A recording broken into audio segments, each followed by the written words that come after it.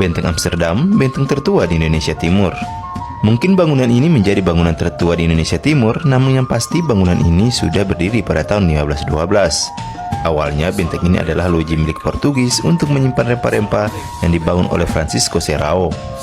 Namun pada saat Belanda datang dan menguasai Pulau Ambon pada tahun 1605, mereka mengubahnya menjadi kubu pertahanan yang kala itu diprakarsai Gubernur Jenderal John Ottens pada tahun 1637. Setelah pada tahun 1642, benteng diperbesar oleh Gerard Demer dan kemudian pembangunan dilanjutkan Gubernur Jenderal Anthony Kahn pada tahun 1649. Hal ini juga didukung dengan terbentuknya VOC.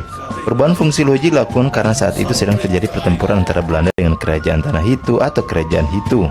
Pertempuran terjadi pada tahun 1633 hingga 1654 dan dari Kerajaan Tanah Hitu dipimpin oleh Kapitan Kaki Ali.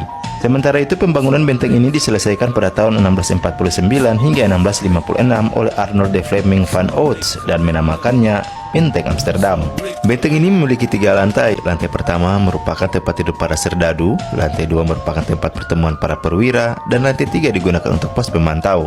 Di lantai 2 benteng ini terdapat beberapa gambar ikan khas Maluku karya George Everhard Rumpius, seorang natural asal Jerman yang pernah tinggal di benteng ini pada tahun 1627 hingga 1702. Pula terdapat jenda-jenda yang sangat estetik buat kamu yang ingin mengabadikan momen.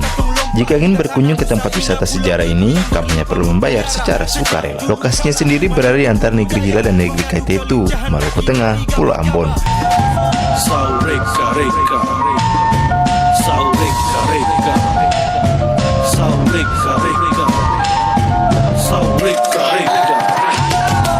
Komando pukul tifa, rame-rame basudara siap-siap katong lompat. Dari tanah Nusa Ina Pulau